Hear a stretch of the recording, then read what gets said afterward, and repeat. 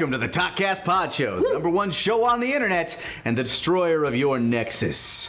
I am your host, the Pentakilla from Manila, Lanny Pator, and I am joined this week by the destroyer of your jungle, Kaiser Neko.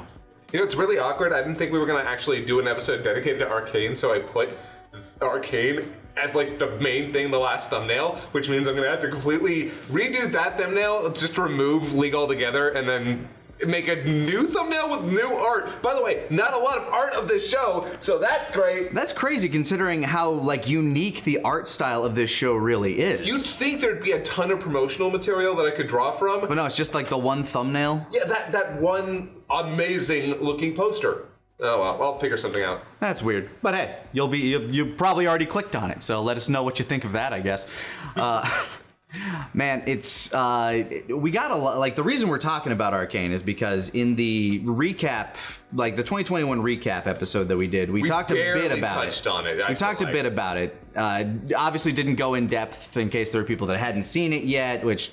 Go see it, because there'll be spoilers throughout this. There's no ifs, ands, or buts about that. But we got a lot of people saying like, man, I wish they would have talked, all about Arcane. I want to hear them like really go in depth about that, like we have with other shows that we've loved, like Avatar, Infinity Train, and the like. I'm really mad that I'm not on any of the Infinity Train Talkcast, by the way, because I saw it afterwards and I have opinions. It's so good. I love that show. But we're here to talk about Arcane today, and it's really amazing to think that the game that's well over a decade old, a game that we played together along with Takagon, met many of our friends, including some of our current co-workers, through that game. Yeah, I probably wouldn't be working with Kieran if it weren't for League. Yeah, it's where we met him. It's where we met quite a number of people, because that game, League of Legends, was the #1 game in the world for, I don't know, until frickin' Fortnite came out, it feels like, because it had a stretch at the top, and some of its top tier play in terms of its tournaments and stuff are still so cool to watch, because the game is always evolving, always changing, and I know you haven't played it in what, like nearly 7, 8, 9 years now? Probably, yeah, close to 9. I ended up getting really frustrated, especially because, it's a game where a lot of people get incredibly heated, and at some point I realized, no, I'm done getting upset over a game. There's literally no other competitive game I've ever played that got me as pissed as League of Legends, so. It definitely is rough at times, and its community, like, it was infamous for having a very salty and toxic community, especially because you'd be sitting down, you'd play a game for upwards of an hour at times, because it was very slow paced back when we were playing it, and you sit there and it can feel very back and forth, or sometimes it can feel like an absolute steamroll, but you're still there for that hour. You feel like you've wasted your life at the end of some rounds. Yeah, there's nothing like even if you're getting close to winning and you lose, like even if it's been that big push and pull, no matter what, if you lose, yep, that's an hour gone. Deal with it. Suck it. But it's amazing to think that a game that basically started off as a collection of sexy stereotypes, funny stereotypes, like Scion started off as an Arnold joke, like that's all the character was, has birthed such an amazing show out of like the ether, basically. This started off as a Warcraft, a derivative of a Warcraft 3 mod, and now it's a massive multi-tens of $million franchise. Well, they're coming out with a fighting game. Yeah. And it looks really good. They're coming out with a fighting game. They released a standalone RPG, I think, last year that, from what I understand, is very good. I never played it. There's a fucking third-person adventure game with Nunu. Huh. It looks...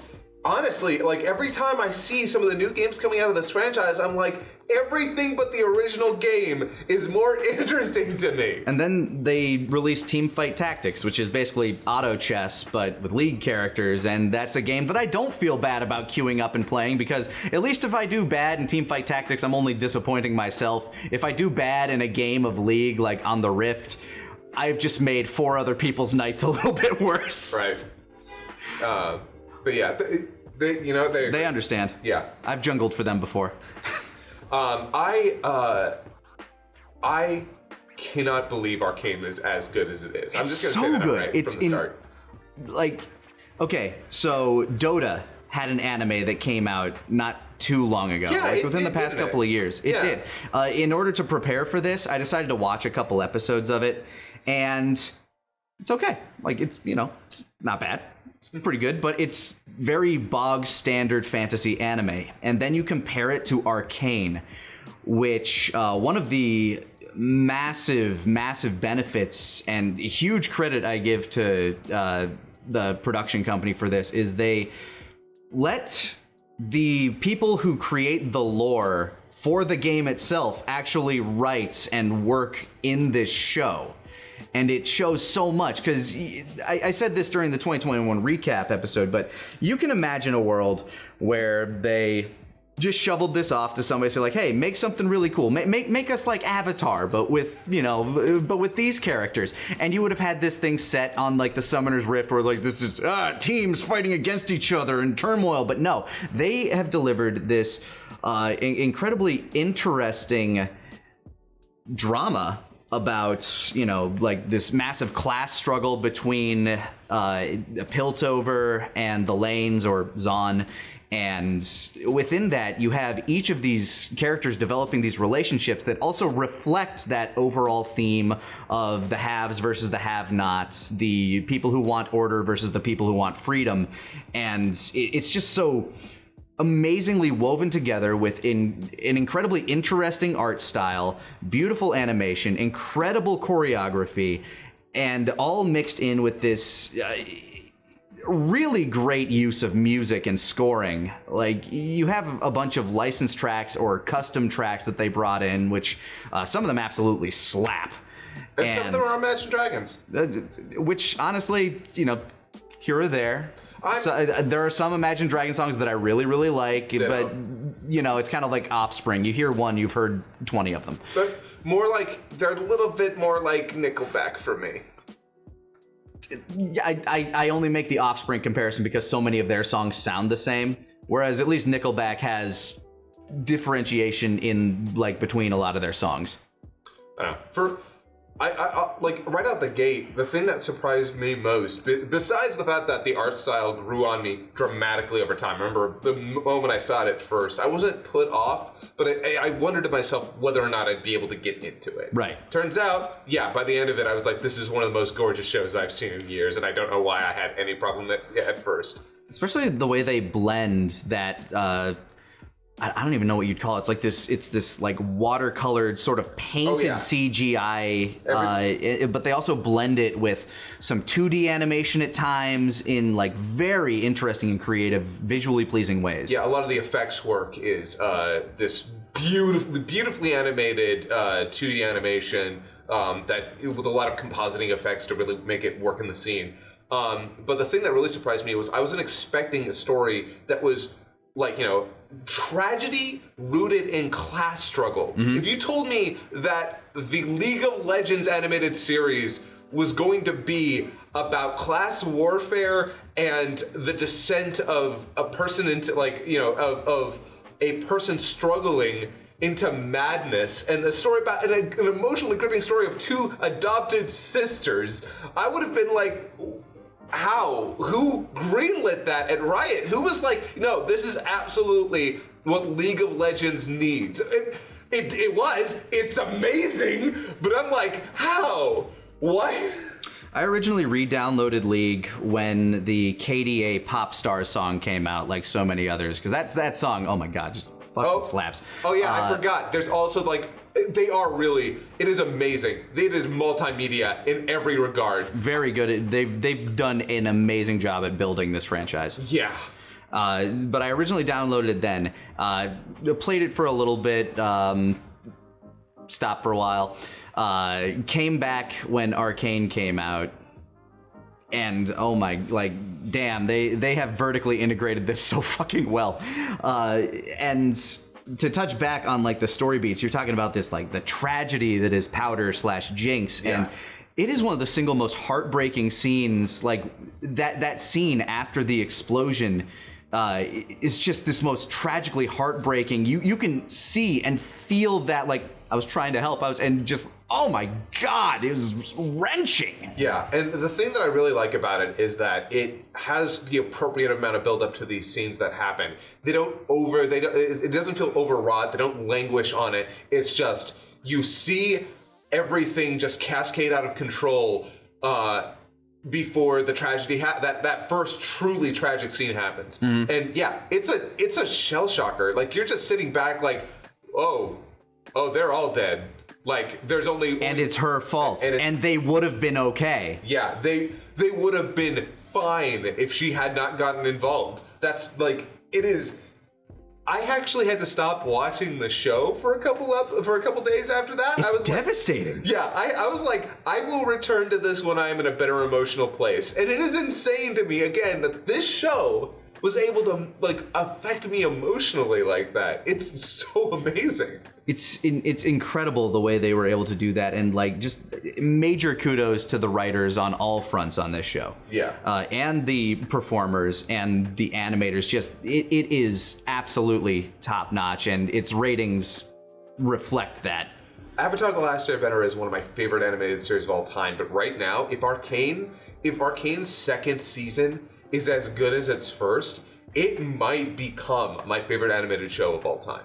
It's like, if it can hold up the quality that it had with this first season, if it can capitalize on that and continue to tell this really comprehensive story of these relationships, it's certainly going to be up there, because it is amazing what they have been able to do with this show. I'm really happy that, while personally for me, the story with Jinx and Vi is the centerpiece, no part of this show managed to drop the ball in keeping my interest, with maybe the slightest exception being the councilwoman. By the way, I'm gonna forget a lot of names, especially not the woman from Noxus. Yeah. Yeah, she's like, and it didn't lose my interest, but it did kind of make me wonder, okay, where are you going? Like, there were a few points where I'm like, the curiosity, the mystery was not so gripping that I was like, yeah, come on, I want to see what's happening. No, I was like, okay, where are you going with this? Has a great payoff. Like, it does go great in, like, interesting places with Jace,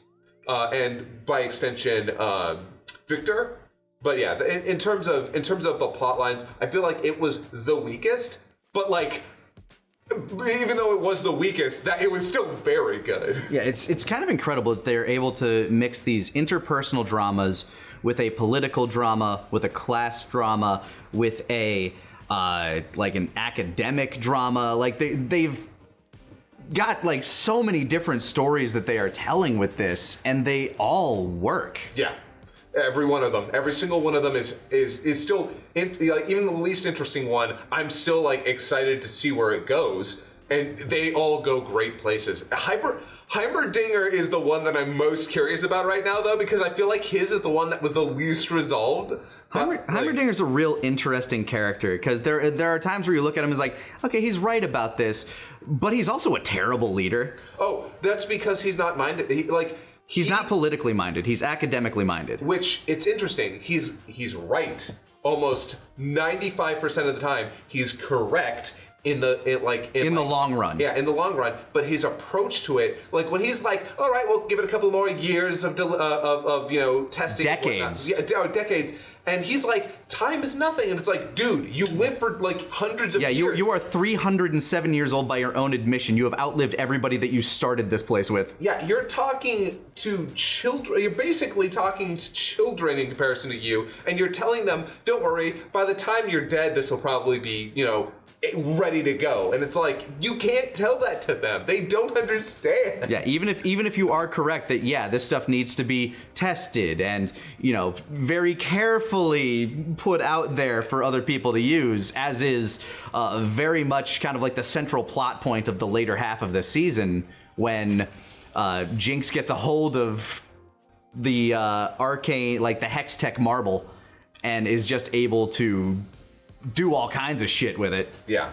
One of my favorite things about the show is that no character feels poorly written, even in their worst moments. The moments where it's you're looking at the screen going like, "What are you doing? Don't do this!" Mm-hmm. There's never a point where you're like, "Wow, the writers really dropped the ball with this development." You're like, "Oh no, this is entirely in character, and I hope something happens to change this." And one of my favorite things that they managed to avoid for the most part is they avoid the miscommunication trope. There is never a point where it's like, well, if they just fucking talked about this, it'd be okay. No, there is always a motivation and a conflict within those communications that this thing can't really be talked out appropriately because there are so many wheels spinning around every single motivation a character has. Well, so you say that they don't use the miscommunication trope. They don't rely on it. They don't misuse it. They don't try and build this fake conflict. The conflict that arises, especially near the end with Jinx and Vi? No. Well, also involving Silco. Silco. Yeah. That, like, when he says at the end, "I never would have sold you out," like, you don't know whether to believe him. Oh, I believe him. I do believe him, but it's one of those things where it's left in the ether. I'd say that it's kind of like absolutely true, because there would be, unless they are trying to misdirect like Jinx in another way, I feel like narratively the only reason for him to say that is to really punctuate, no, he would not have sold her out. And that that sucks. Their whole relationship is really fucked up. Really fucked up, unhealthy, obviously. But damn if it isn't well written. Yeah, no, it's exceptionally, because you come to realize over time he truly cares about her. It isn't just a matter of using her, though he is also using her. Absolutely. Yeah, he even reflects that, you know, after killing, I don't know if it's brother in arms or if he's actually Vander's brother, but he reflects like, I understand why it was so hard for you now, like, you know, musing to himself while he's alone, when Jinx is literally causing every problem in the world for all of his goals, but he can't give her to them. Yeah, and that's, I know we're jumping around a lot, by the way. We're focusing a bit on Jinx and Silco right now. Yeah, but yeah, their relationship is fascinating, because he is a person who's absolutely given in to the darkest nature of wanting to be a savior for I forget what it's called. Zon or the Lanes. Yeah. The Undercity. Yeah. Desperately trying to bring them up, and doing it in a way that is manipulative and largely morally bankrupt. Like, if it's gray, it's a dark gray. Well, he's a crime lord. Yeah. He's absolutely a crime lord. But watching him develop and watching his character, like, you realize that he is incredibly morally complex. And so, yeah, I love him and Jinx, because at first I legit thought he was just a piece of shit. And sooner or later, like, he was just going to be this background manipulator who would ultimately get what was coming to him. But by the end of it, when he's dead, I'm like, ow, that hurts me. Mm-hmm. He was a giant piece of shit, but, like, this is bad both for now for Zon and for Jinx, like, and for everyone. Oh yeah, for everybody. Him, like, while I was happy, I felt this like joy in watching him get gunned down. It was also probably the wrong move on multiple levels, and so and the fact that it was Jinx that does it too, defensive, like, to defend her sister, like, oh my god, the way they wrote Jinx is such. It's an art form. Yeah. Because you have this person who had this insanely traumatic event happen where she inadvertently but actively killed all of her essentially childhood family. Yeah. And then she's adopted after believing that her sister abandons her because of this incident. No, she did abandon her. Well, let's be clear. Yes and no. Because she walked away to kind of fucking clear her head. Because, yeah, clear your head after your sister just killed everybody you love. But then she gets dragged away to prison and is unable to go back to her sister for years and years. So, let's be clear. She did abandon her. That is true. She basically says, go away. I don't want to see you again. But but she regrets it. And absolutely. She regretted it almost immediately. Yeah, like, and that's why, and that's such a great, I love that. I love the fact that she doesn't need to see Jinx again to regret it. She regrets it all on her own and wants to see her again. Oh my God, that first scene with Vi in the jail cell. Like, oh God. By the way, so Vi, oh boy, she's amazing. Yes. She is so cool and awesome and badass and complex, and she is a girl boss in all of the best ways.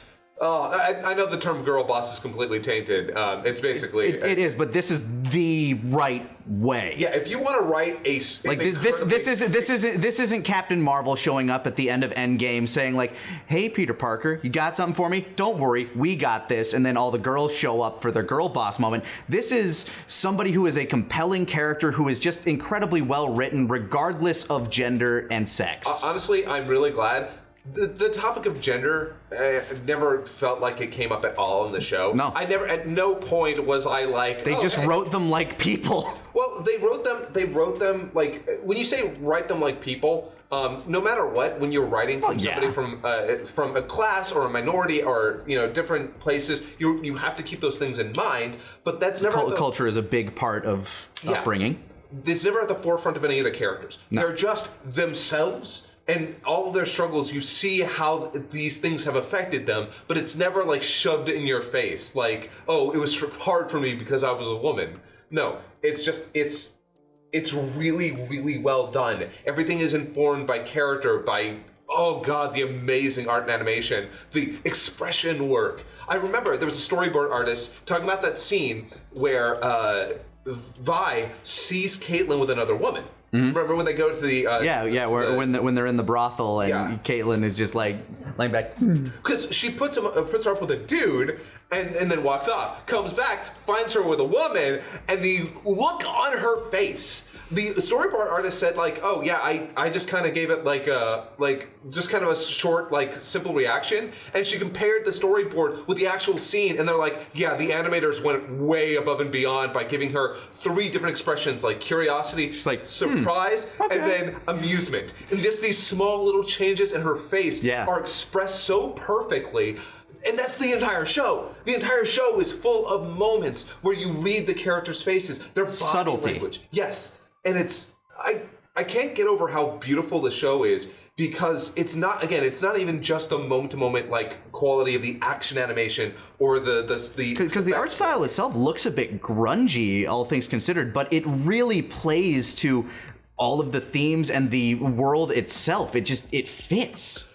And it's unique. It's amazing how many of the backgrounds are just paintings. Yeah. They're just paintings. There's so many little details. But by doing that, and by very cleverly laying everything and depositing everything, you don't really think about the fact that the background is animated because the entire thing feels like a moving painting. Yeah. And so it's like you have all these beautiful backgrounds, these beautiful like environments that all feel incredibly lived in. It feels movie quality in so many ways. Oh yeah. If this had been an animated film, I wouldn't have thought at any point was the budget / genuine talent involved lacking. This is Spider-Verse quality.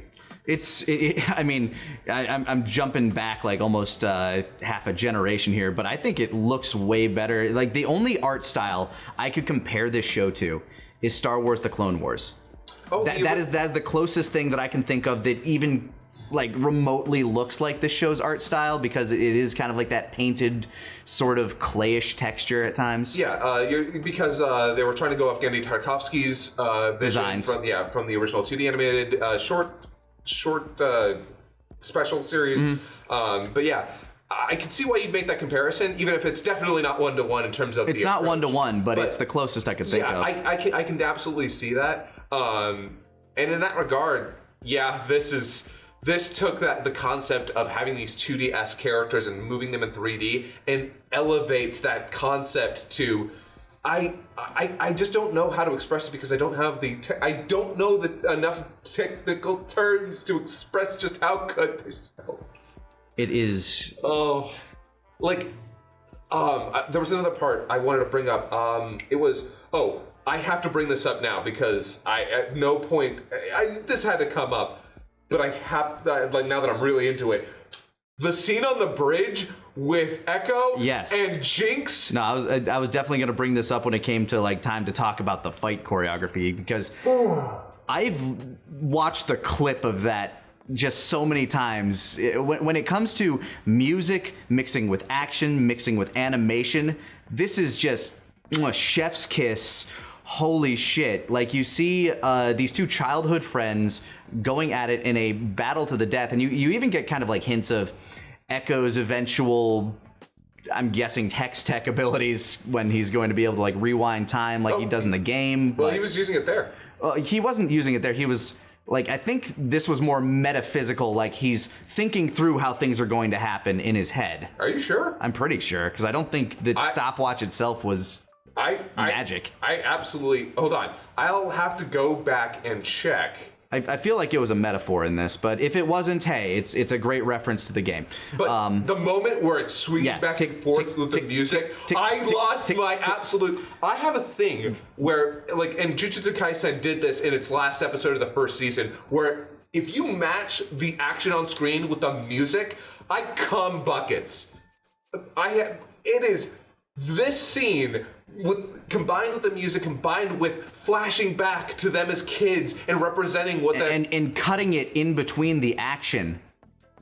And I was able to keep, like, at no point did I lose track of what was happening. No point was I confused by the visual metaphor on screen. Everything plays out beautifully. It's the standout scene in the entire show for me, actually. Like, while there are a million action scenes that I can point to and say, this is fucking awesome, it's the Echo versus Jinx fight, where I'm like, this elevates the show from incredibly good to legitimate high art. It's peak. It's peak. And the scene ends in such a heartbreaking way where he like finally has her down. He's like, he can end her. He can end all of this. But he looks in her eyes and he sees the little girl that he knew. He sees Powder. And then she sets off a suicide bomb, and which I'm still confused how that didn't kill them. I'm a little bit like, okay. I'm guessing it's a factor of the bombs themselves being more flash than actual oomph, because that is a lot of what Jinx is. And just going back a little to like how they portrayed Jinx, the mental breakdown that she suffers is like the most tragic thing in the first couple of episodes. I think it happens episode 3. Yeah. And it's just holy shit. But then seeing her after the time skip and watching them portray this tragedy, and whenever she has to like come face to face with it, you know, dealing with voices of the past, she deals with loss of time, which they visualize very well. To some people, it looked kind of Looney Tunes. Like when she's just like flashing around back and forth, and it works very well for the character. Yeah, no, that's perfect. There's nothing I love more than the style of a scene changing specifically for a character.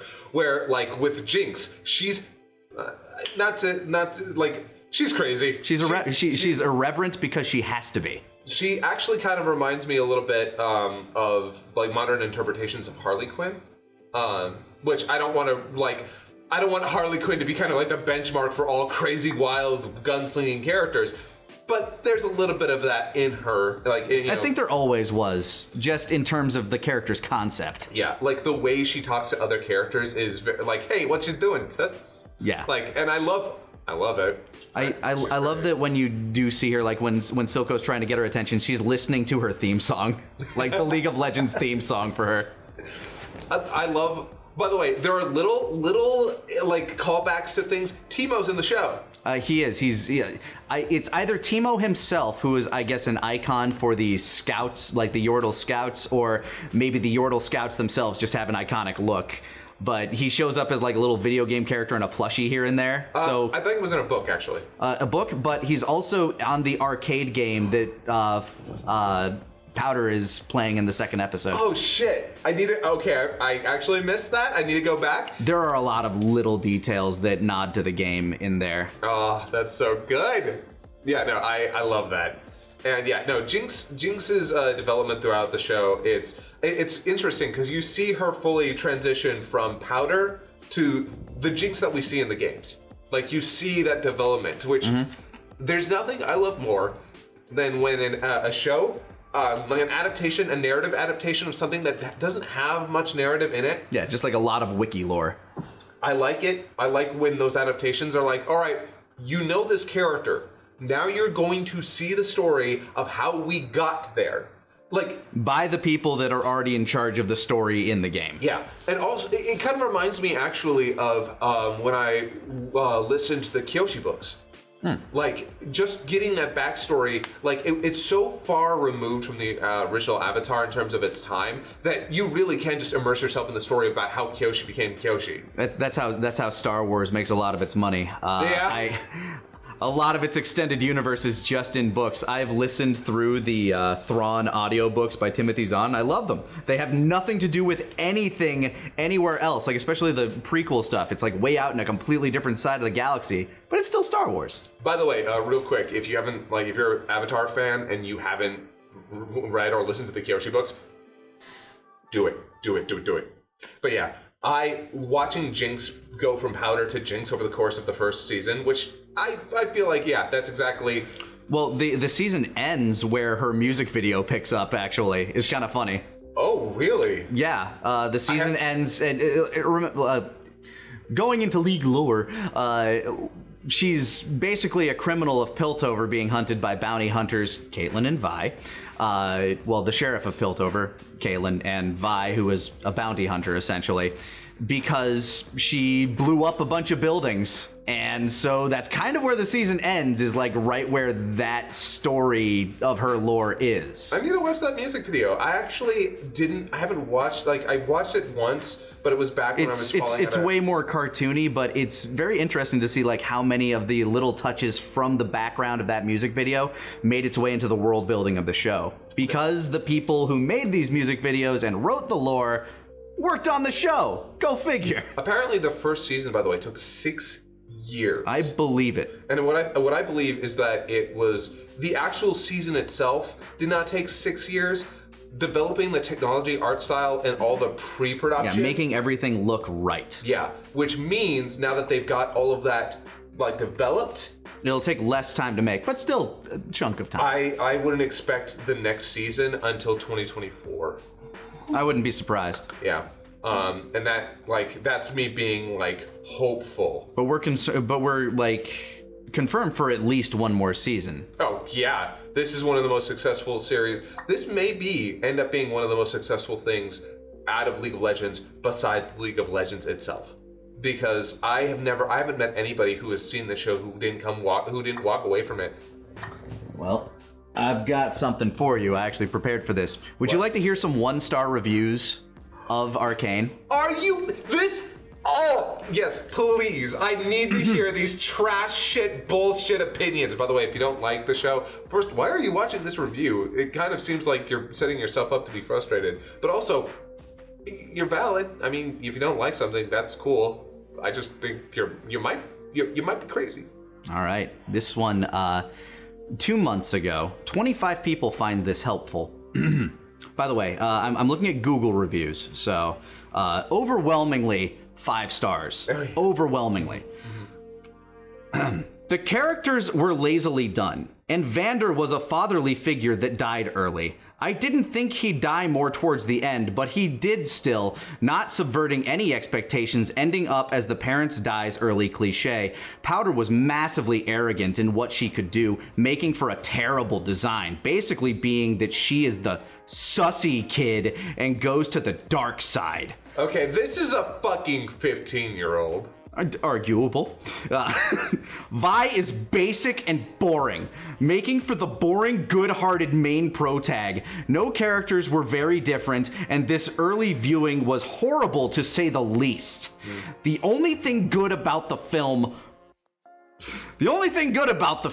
was that it had cool animation that was a bit similar to Shaggy Funhouse Big Balloon film from 2021. Overall, I'm very disappointed in this, and I hope to see better. 1 star. Where's our Shaggy review? Yeah, I want to know about this Shaggy Funhouse Big Balloon film. What's on it? What's this about? I don't know. I bet that at least got 2 stars. What? I'm just happy Scooby's gone and he's getting in the limelight. It's crazy. Where's the next one?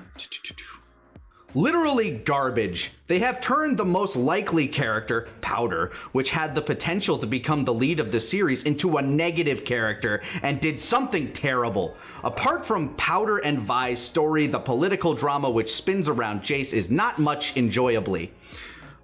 The story will not make any sense until the last 2 episodes, which tested my patience a lot. Finally, I only watched it for the animation and will not come back anytime in future. I just don't understand how you like type with that broken of like with that broken language when you're writing a review for something. Like if 4 people found it helpful. So 4 people agreed. Oh my gosh. I'm guessing a couple of those were some of the 25 that liked that first one. Do you have one more? I could certainly find one. There are how many 1-star reviews are there?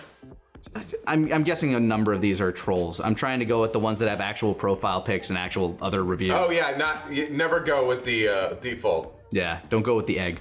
Never go with the Worst show ever. Every show I watched has made me feel an emotion, any emotion. But what? But this show's only has pretty art, but nothing else. It was so bland that I was shocked that it was possible for a show to be this bland. I have watched thousands of shows, but they never have left me empty like this show did. Very disappointing.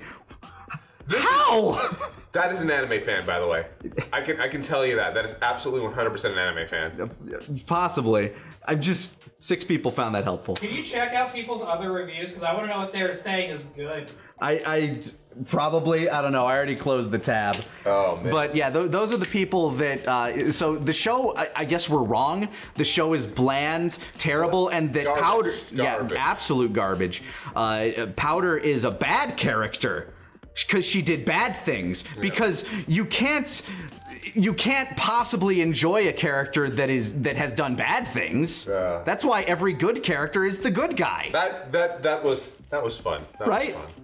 Oh, no, but I don't know. So yeah, there are people, and I specifically was trying to curate those that didn't just hate League. Oh yeah, I mean, because they're like some of those 1-star reviews are just people that are super anti-League or Riot. Anti-League specifically, but yes, yeah. Understandable. Oh, like, yeah. I know some people who will not watch the show because of Riot, and to be completely clear, if you don't want to watch something because of the people who made it, I wholeheartedly support that choice. Yeah, like there are certain companies that I refuse to support, but we live in a world where so many executives do so many bad things that if you really wanted to go against any of them, you would live in the woods and would entertain yourself by watching animals. I will say that when it comes to entertainment, I do feel like, I mean, unless you want to do a full media blackout on yourself, it is very difficult to find anything with a decent development team and budget that you can be like, no, I know for 100% that none of these people have done anything wrong ever. Yeah, it's really or at least that crosses your moral line. Yeah, like I made my own decisions. Like I stopped supporting Activision Blizzard years ago. One, when they censored those announcers for that. For the Chinese government. Yeah.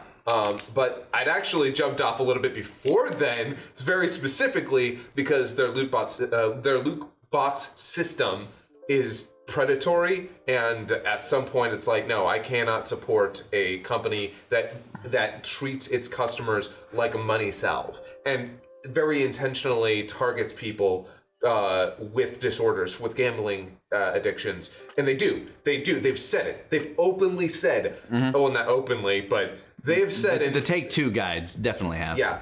A lot of these companies have said, we target people who will give us the most amount of money, and we capitalize on their behaviors. We know that they will because they can't stop because they have an addiction. And personally, I think if you want a functioning society, people who do that sort of shit need actual repercussion. Oh, absolutely. But Again, that's why, you pick and choose your media, what you're willing to support, what you're not willing to support. And I don't think you should bash anybody that doesn't share your exact same moral compass on some things. That's where I'm getting at here. I think it's all right to criticize people. I think you can have the discussion, but don't Yeah, I think like be a self-righteous asshole about it. It's tough. It's tough when you're talking about like media and media consumption, and you talk about like, hey, so these people did something really fucked up. Why are you supporting them? And at which point it's like you have to make a decision. Like are you supporting that company, or are you supporting the creative team that made it? The creative team that, as far as you know, isn't really responsible for the things that the parent company did. It's a lot of different discussions, a lot of issues. I mean, you could turn this entire thing into a discussion about Disney. Yeah, yes. Hell, one of my friends won't watch Disney shit. And he's right to have that opinion. Disney has done some monstrous stuff over the years, but they own everything. Yeah, they do, which, that means it's part of the monstrous shit, honestly, but he can't watch almost anything anymore. Okay, not almost anything. There's a billion things that he can watch, but the really big budget stuff that, if he wants to be a part of bigger conversations about movies that come out, especially the superhero stuff, it's kind of tough for him. Oh man, he's got to watch DC only. Actually, he has made an exception for Marvel. Okay. It's really interesting.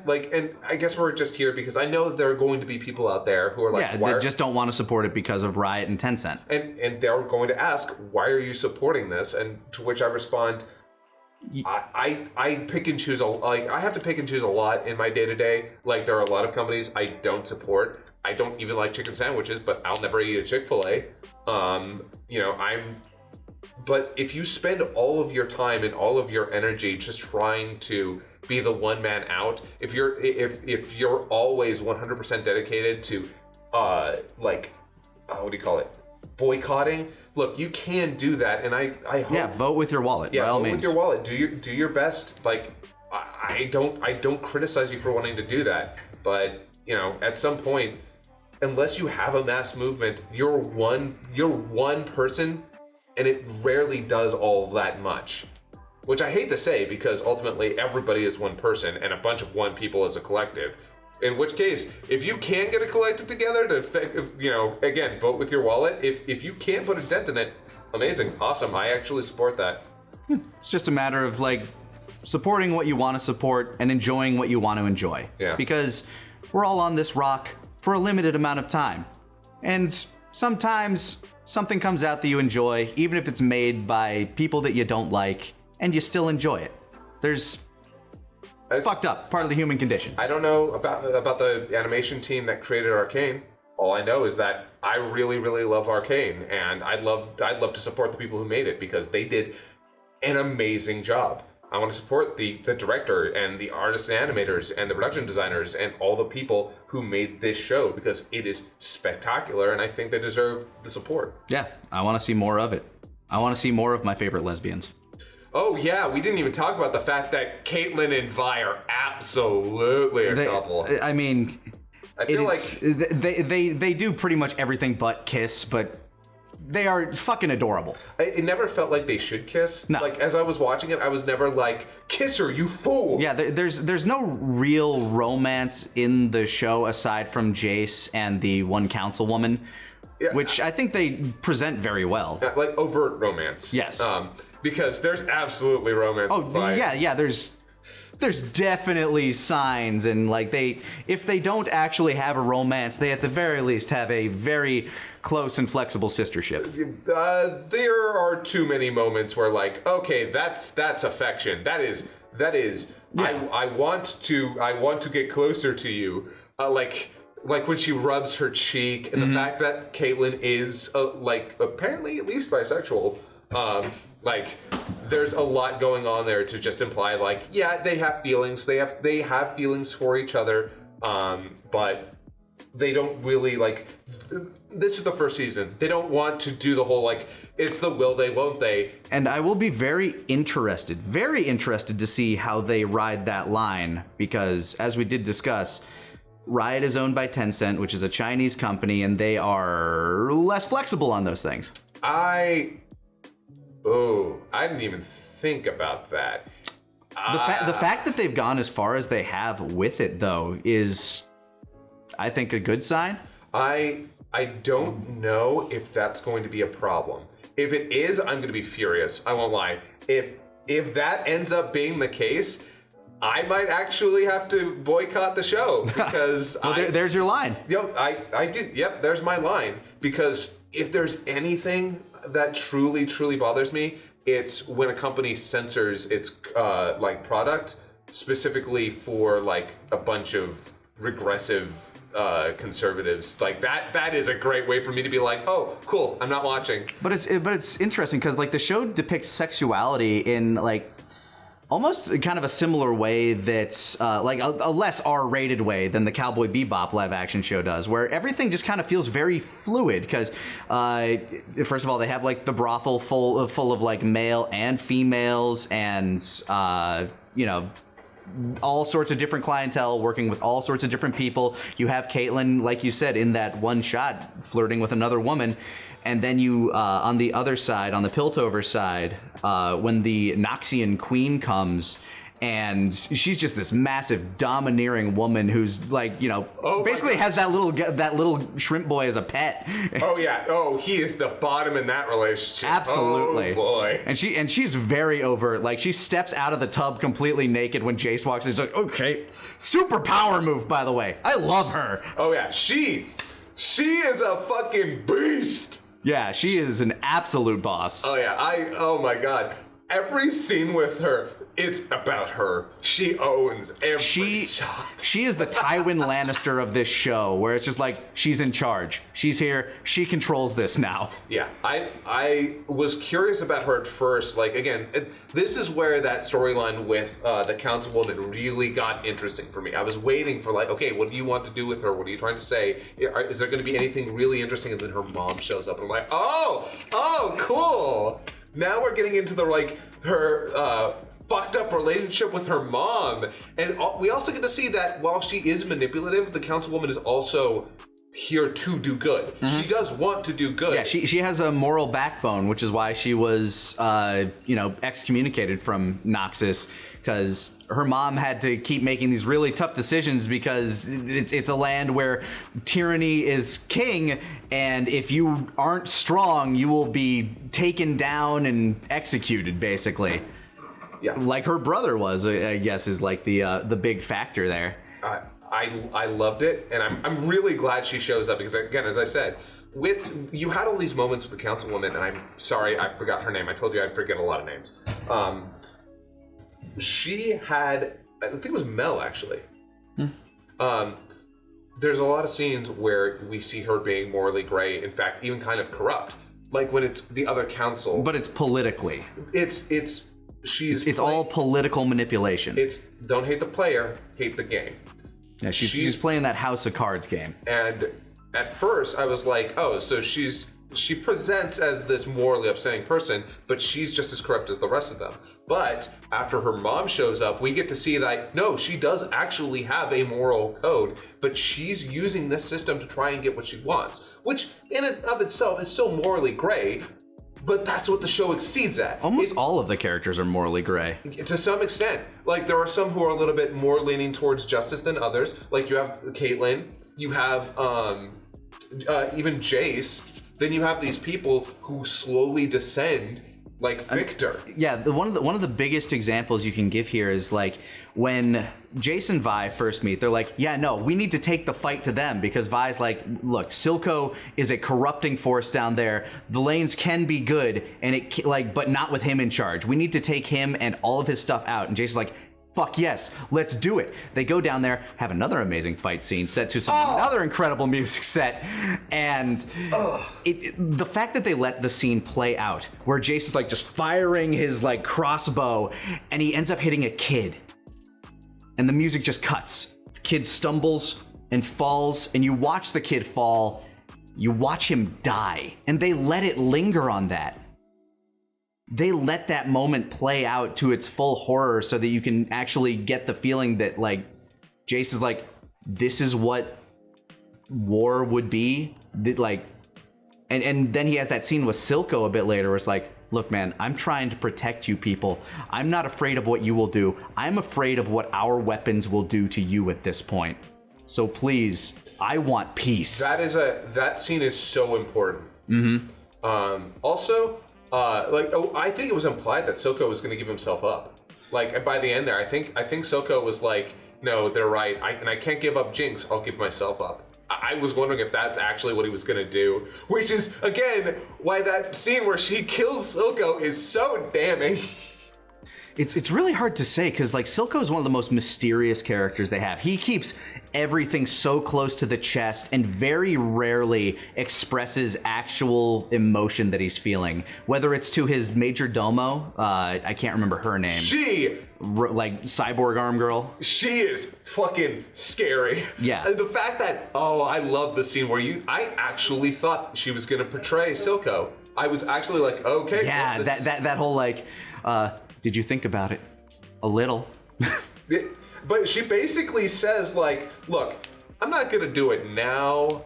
Yeah. But I'm not gonna do it if things go wrong. Keep that in mind. Because Silco knows it's like, that thought has to cross your mind. Everybody in the second seat of power wants more power, but she's smart enough to realize she's not ready for that.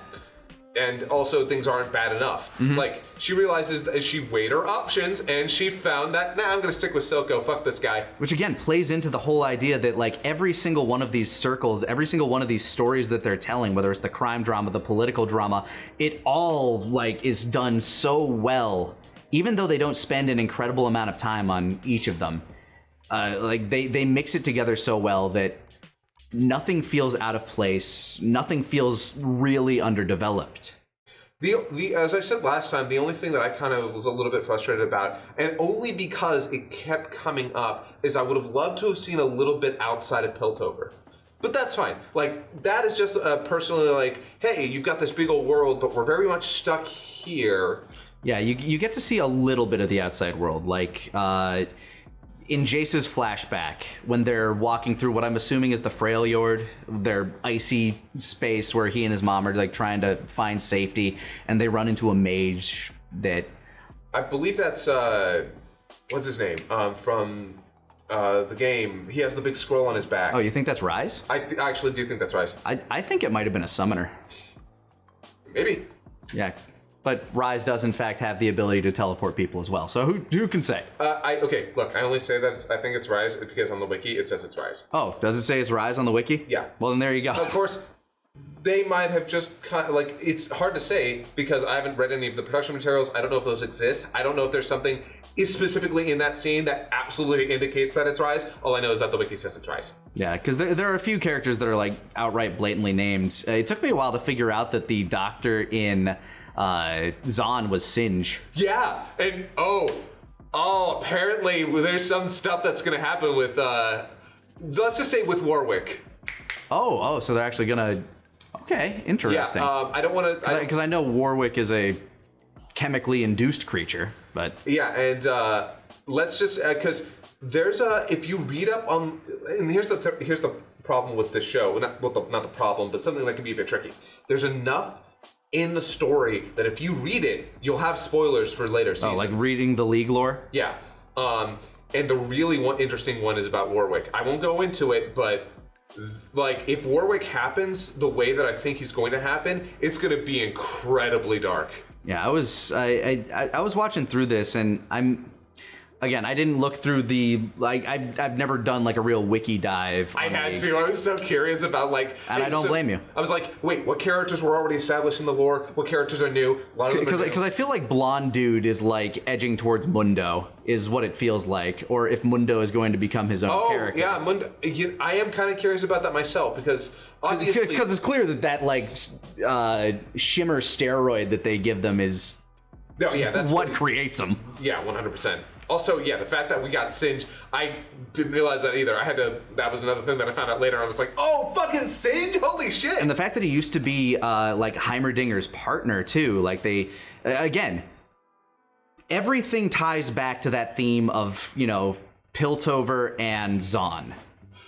But notice, at no point while watching this did I ever go like, wait, who is this and why are they important? Yeah. No, I was like, oh cool, new character, what's going on? And then I never felt like, man, I feel like I'm really missing out. I really wish I knew more about the lore so I could have appreciated this better. At no point, because the show takes its time to make its characters actually characters. It introduces enough new characters too to make it so it's not just about the game characters. In fact, I think the new characters actually outnumber the game characters. I don't know if that's necessarily true, but also, since we were talking about Robot Arm Lady, one of the best fights in the entire show is her against Vi, and my favorite scene in it. Such a great I didn't hear no bell moment. Yeah, and my favorite part of that whole fight isn't even in the combat. It's when Vi takes a step back, it's like shaking out, takes a drink, and it's these cuts. It cuts. It's like it cuts out the in-between from her doing the actions. And it really, really emphasizes the time and effort and creativity that went into this to use that type of cinematography to like really give a punch to a scene that could have otherwise been kind of like a cool down. Mm-hmm. No, it's still carrying the energy, even though she's not even fighting. She's just prepping herself to go back into the fight, matched perfectly to the music. And it's so, sorry, I could gush for this show. Show is so like, I don't know. I can say it's so incredibly good a billion more times without. There's so much. We barely talked about Victor and Jace, like that entire Piltover side, which does kind of feel like a B plot at times because Vi and Jinx really do take up the emotional core of this show. But without all of that stuff, what they're doing wouldn't matter. The developments in Piltover affect very directly Zahn and the escalation of the plot. Mm-hmm. So you need those scenes, and luckily they are good. They're all good. Yeah, you have this dynamic between the haves and the have-nots, which is played out infinitely in media, but they do it in such a way where you understand both sides. Where one side's like, look, we just want peace. We're trying to build a better tomorrow for everyone. But it's so easy for them to say that because they already have everything that the other side does not have. The other side is fighting for respect, for freedom, and to just be heard. Like to be treated as people and not just somebody on the underside of your city beyond a bridge. Who literally have to, like, in their lowest levels, breathe toxic gas just to survive. And the stigmas that play with that, like, and this is where Jace really comes in. The, like, privileged boy who was saved and taken in by a very wealthy benefactor family who was already high up on the council. He's the golden boy of the city. And this is where he and Victor's, relationship come in. Because Victor, he came from Zahn. Yeah. He was an Undercity kid who was discovered by Heimerdinger to be very, very smart. And like, no, we should make an exception for this kid. Let's bring him in so he can so we can use that. And so he has this torn nature between the Undercity and the Upper City because he knows what everybody down there has gone through. And when he and Jace are talking about the politics, like, you don't understand, these people are monsters. I'm one of them. It's just... And I'm really glad that Jace and Victor's friendship is never, like, throughout all of it, they struggle and they have to make these tough choices, but they care about each other and they realize that the choices each other is making, they're not easy. Especially when it comes to Victor, when we learn that he has an illness that is going to kill him very shortly, which spurns him on to try to experiment, to try to prolong his own life, to make things work, and then the massive tragedy of, I don't know if it's a lab assistant or yeah, the assistant. Oh my god, that scene is easily it's one of the most understatedly dark in the entire show because it kind of just happens and then you're like, oh and then God. He realized what happens is she's basically been torn to pieces and been made a part of him. And he almost kills himself at that point, and but he can't because the machine won't let him. Actually, no, he was about to jump off. Oh yeah, the jump. Sorry. Yeah, he was about to kill himself, but Jace shows up and stops him, and it's just.